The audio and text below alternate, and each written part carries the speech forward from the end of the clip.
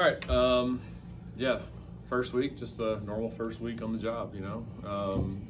Great. It's been 10 days. Kind of spoke to it in the press conference about what last week kind of looked like. Those first couple days, just really just trying to manage, and really get to our players and get to their parents and just make sure that they were all good. We talked about at the beginning of this process that we were going to do everything we could to make sure that they were in the best possible situations for themselves and their families moving forward, and having very positive, detailed conversations about obviously what our vision is for those players and what our vision is for the future of Auburn basketball. And incredibly grateful to all of them for being so understanding of not just BP's situation, but the situation that this staff's in right now. And they've all been incredibly understanding and have put a lot of trust into the staff and this university to finish the job that we talked about in the recruiting process. So Thursday and Friday we had two really just energetic and great practices, and a couple of the guys really talked about how it just felt normal, and it felt like what it felt like all summer, and that was obviously great to see. And then to come back on Monday and Tuesday and have two more really good practices. I know a couple of you guys were in the gym, and the energy was just kind of off the charts. So I feel like our guys have been incredibly resilient. They've responded, and they've done a great job of handling some adversity. Pro day today was a good day. It was good for our guys to kind of get out there and compete. Did a lot of scrimmaging today. And one of the biggest things that stands out is I think offensively we're going to have a chance to be really good. 15 for 36 from three at 42%, and then your best shooter doesn't have his best shooting day. That just kind of speaks to the ability of the shot making with this group. I think when we run our offense and we execute at a high level, we got a chance to do some things on the offensive end. Obviously, the biggest glare for me is just defensively. I think we got a lot of progress we got to make. We're not as physical or as big as we were a year ago, so it's going to require more switching. It's going to require more run and jump. It's going to require more pressing, things that we're going to have to do to create offense from our defense. So those were some of the things that really stood out.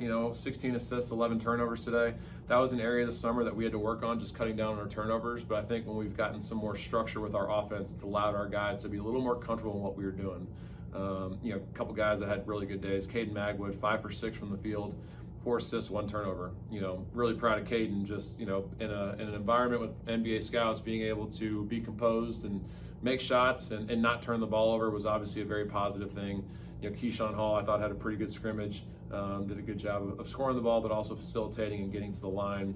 Sebastian Williams-Adams is a kid that just continuously gets better right before our eyes. Elijah Freeman, another guy that's just a winner. So, a lot of things that stood out, but obviously, a lot of film that we got to watch as a group and, obviously continue to build and to grow. So kind of open it up to questions from there.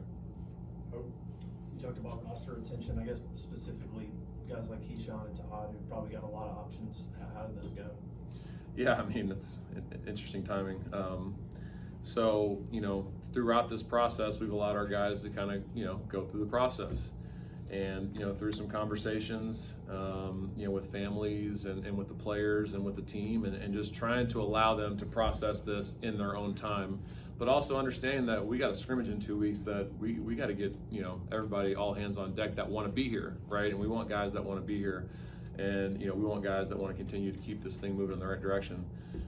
I asked both these guys if they were comfortable with me sharing it, but both Tahad and Keyshawn Hall told the team today that they were planning on coming back and being at Auburn this year, not entering the transfer portal, and wanted to stick it out with this group this year, in addition to the other guys on scholarship who have all, given us their pledges that this is what they want to do. So, I think really good news for the program today is that we're going to be able to keep this group together for this upcoming season, and all the guys that we had in this summer, we're going to be putting on an Auburn jersey this year. With Magwood, just the way he shot, I know he's playing point guard right now, and y'all are getting him. Is there any thought about playing him maybe off ball just because of the way he can shoot, and just playing maybe him and Tahad at the same time? Yeah, a lot of that's going to have to do defensively if we're able to guard, because obviously when you got two smaller guys out there, and some of the teams in our league are going to have, tried out some bigger lineups out there. So, it's obviously, that's a big part of it. Offensively, those two could be formidable because they're both really good with the ball on the bounce, and they're really hard to stay in front of. the biggest thing for Caden is just continuing to limit his turnovers. Not trying to make the perfect pass, but trying to make the easy pass. And that's something that I think Caden has continuously gotten better at. But it's something that he'll have really good days, and then he'll also have some bad days that he's got to learn from. It's just about being more consistent in those good days offensively of not turning the ball over. And I thought today he did a phenomenal job. But for, like you said, you saw his shot making ability. Like, the dude can make some really tough shots, take and make some tough shots. So if we're able to find a group out there that may be a little bit bigger at 3, 4, and 5, it could potentially be an option running those two guys out there together, just because their shot making ability it is elite, and it's something that obviously could be a real weapon. But we just got to make sure defensively that those guys can obviously hang in there. Nathan, Peter, Jared. I know when you guys recruited Keyshawn Hall, he had such an interesting skill set as a guy who's kind of that big guard position. Has there been anything about him this offseason that surprised you about the way he can just get downhill offensively? And I guess, how good of a one-on-one scorer do you think he can be? I mean, if you look at just he leads our team in free throws attempted. He's a guy that's going to get to the foul line a ton. He draws a ton of contact. And similar to Janai last year, like in practice, like I got to remind him, like, dude, you get fouled every single time you touch the ball. We suck as officials, as coaches in practice, and we just don't call it. So don't get upset and don't get disturbed. But like you look at today, 7 free throws, which was 3 more than anyone else on the roster. And then our second best guy at drawing fouls, Sebastian, has 4. So far in the preseason, he has 31 free throws attempted. The next closest is 19. So his ability to draw fouls, get to the line, shoot at a very high rate is obviously something that is going to be really important for him. You call him a big guard, and that's just so true, because you look at him put the ball on the floor and pound it, and he's really got guard skills and guard quickness with how he's able to put the ball on the floor, get to his spots, and then finish around the rim. And then you can obviously stretch the defense and shoot threes. He's shooting it better this fall, shooting it over 30% so far this fall, and that's something that obviously we're going to continue to look for him to do. Has a positive assist turnover ratio. So offensively, he's doing a lot of things that are things that we're really going to ask him to do. He came here and wanted to prove to the country that he's a winner. And, he's not just a talented scorer. And one of the things that he talked about in the recruiting process was, I'm coming to Auburn because I want to become a better defender. And I think he's really dove into that and really poured into the film and trying to figure out ways to get better on that side of the ball, because he knows that's an important piece to kind of finish his game and get him obviously into a position to be able to play at the next level. So really proud of the progress he's made so far. He's always willing to learn and grow and to get better, and obviously we'll continue that journey together.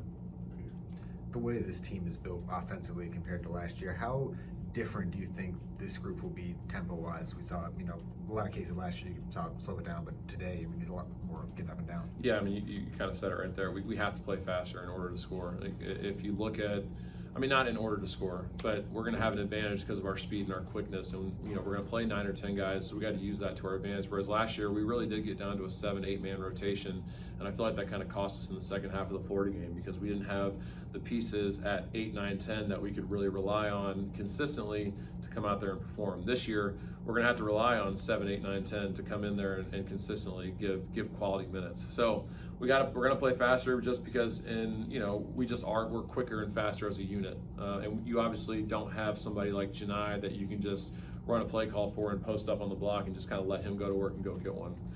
We have guys that we can do that with, but obviously Janai was a first-team All-American player, National Player of the Year candidate. So he obviously has some special to him. This year we're going to obviously play faster in transition, and a lot of our we're going to have more breakdown guys off the ball. I think we got more guys that can kind of get to the rim, draw the defense, play off 2, and get guys involved. So it's going to look a little bit more, like the 2019 team, like the 2018 team, as far as how we're going to play in transition a little bit more, push the tempo, push the fast break, and look to be more aggressive. But then obviously if nothing's there, you saw today, anytime we got into any semblance of offense, it looked good, or our defense just sucks. I'm not sure yet, but we're obviously working through those things. But it's obviously, when you have guys that can make shots out there, a lot of other things can work when you got guys that can bank shots.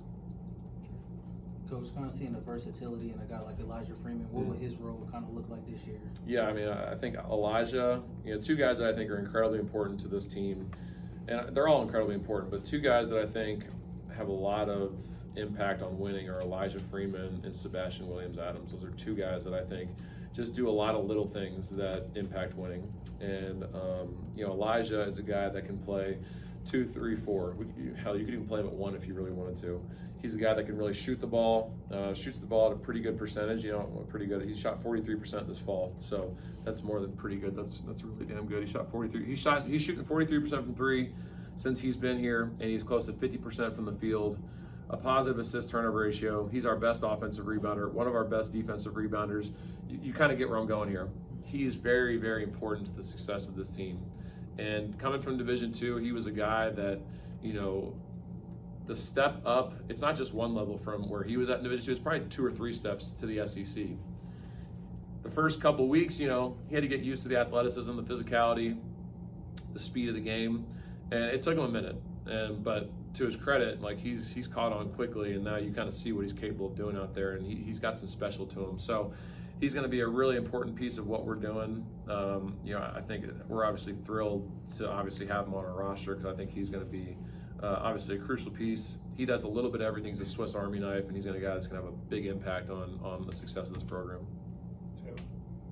You mentioned in your introductory press conference that Tahad has a voice that people will listen to. Who else have you noticed that's emerged as one of the more vocal leaders on this team?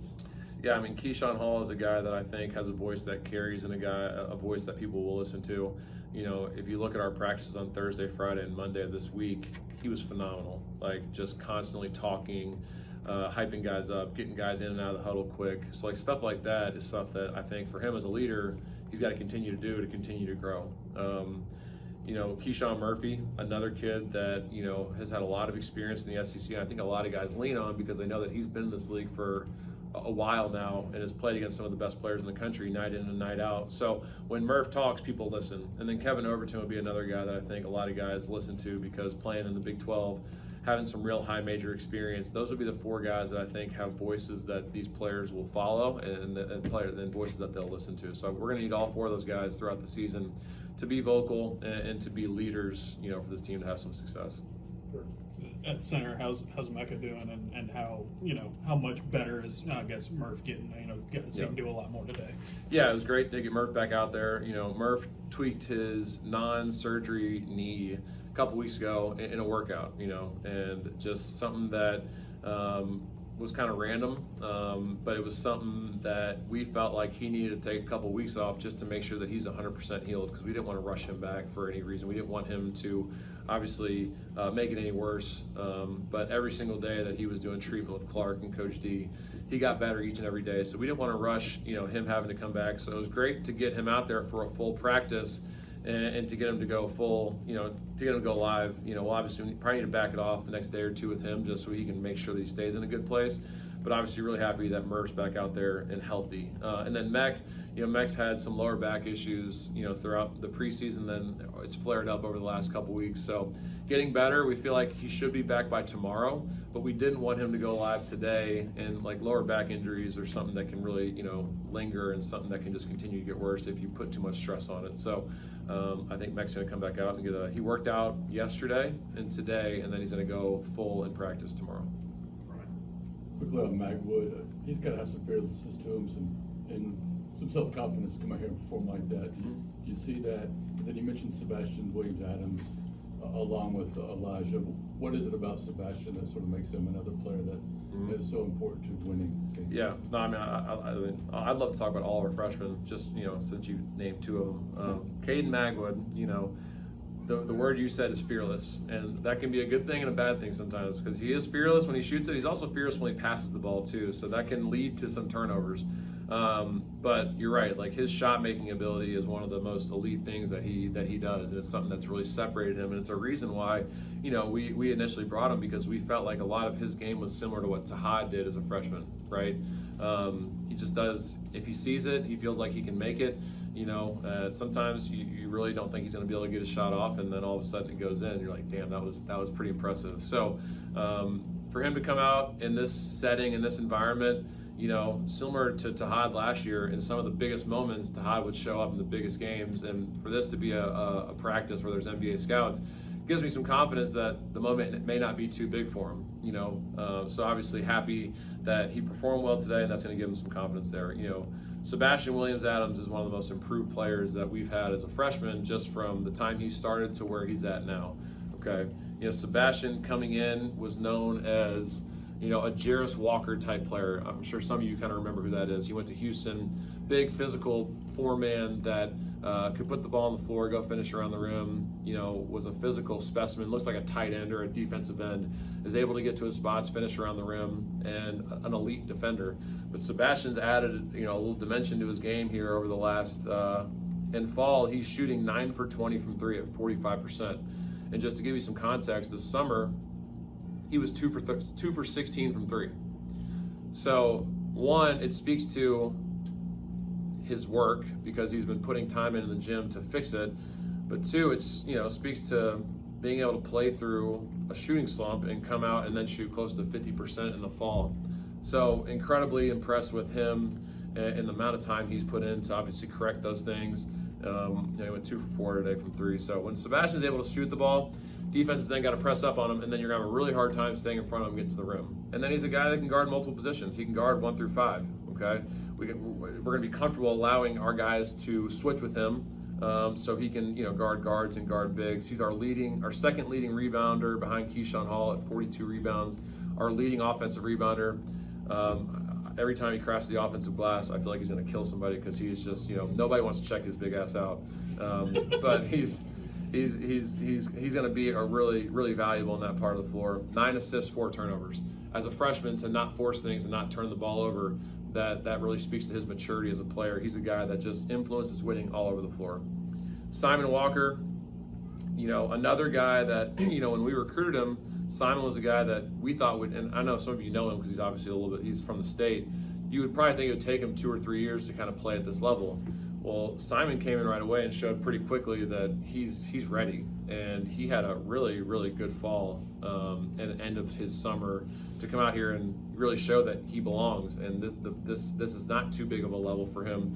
Obviously, unfortunate that he ended up having to have surgeries out, I think, close to 6 weeks, but had a great first week of treatment, and he is, he's made a lot of strides. I'm really proud of Simon. And then Philip Jovic, who's the oldest freshman in college basketball at 20 years old, had played professionally for the last couple years, has played against grown men. And Philip, another guy that's just consistently gotten better every week because the game is just so much different from here than where he was playing. The speed, the athleticism, the tempo, just the size, right? Different type of athlete over here compared to what he's playing with over there. So it takes an adjustment period, and Coach Golden told me, like with all of his guys, similar situations where some of the guys that he's had that have been internationals have taken some time to kind of turn the corner. Philip's no exception to that. Every single week, Philip's gotten better, and you kind of saw it today. Just a couple things that he did were like, whoa, that was pretty good. 3 for 3 from the field. He's got to be a better rebounder because he is 6'8", and he's a 6'8", 4'5" man. So he's got to do a better job of checking out because while he was the most athletic guy in Europe, he's now probably the 7th most athletic guy on the floor, and he's a great athlete. So he's done a great job adjusting to the speed of the game, to the tempo of the game. He's a really quick big man. He's got to use his speed and quickness, and he did today on one of his spin moves against Murph. So excited about the contributions he's going to be able to give. So our freshman class has done a really good job, up to this point. Take a few more, Nathan. When you guys were looking at Elijah in the portal, obviously, he had that growth spurt, and he was just such an explosive guy last season. Where have you seen him improve this offseason? I mean, it just kind of feels like he's not only a project player, but is ready to also contribute right now. Yeah, I mean, if you looked at his splits at LMU, it was like he was shooting close to 60% from the field, 40% from three, and like 80% from the free throw line. So you look at that right away, and you're like, that's just efficiency, like off the charts, and that's stuff that we really look at and we value when we're recruiting guys here at Auburn. One of the areas that he's really just grown in an area that he didn't have to show a ton because he was the best player is defensively. He's got a chance to be special. You saw a couple times today, it looked like the other team's about to get a layup and he just rotates out of nowhere and just blocks it, So he has some special ability athletically to cover a lot of space on the floor in a very short period of time. He, at his size at 6'7", does a really good job at getting through screens and getting skinny and getting around screens and not being screened.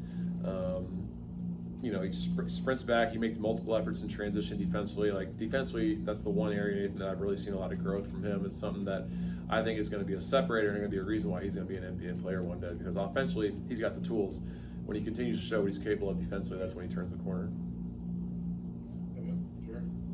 Just 2 weeks out from Oklahoma State, the exhibition, you know, what are some of those things you've seen from that team early on right now? Honestly, we haven't watched any film on Oklahoma State because what we do at this point is we pre-scout our first 8 opponents. So we've already worked on Houston and we've worked on Michigan. All right, Houston's our 4th game. Michigan is in the players era. So we do that so we can get some film on all of our opponents. So when we get to the week of the game, it's not brand new as far as what we're showing the guys on film. We can show them some of the stuff that they've guarded. So haven't watched Oklahoma State yet. I know, I talked to Coach Lutz the other day. They loaded the roster with a lot of really talented players. So he's going to make a huge step in their transition from year 1 to year 2. And Coach Lutz is a guy that's just won everywhere he's been, so I know he's going to have those guys ready to go. But if you look at the talent on that roster, it's going to be, obviously a really good challenge for us. But looking at the timing of the game, October 15th, the fact that it's 2.5 weeks before the season is amazing because we're going to have a lot of time to really dive into that film and really learn from it. Whereas before, your exhibitions and scrimmages would be really close to the beginning of the season. It's going to be super valuable for us to have that film on our guys so we can really learn from it and grow from it as a unit. All right, Coach. Good? Thanks, Steve.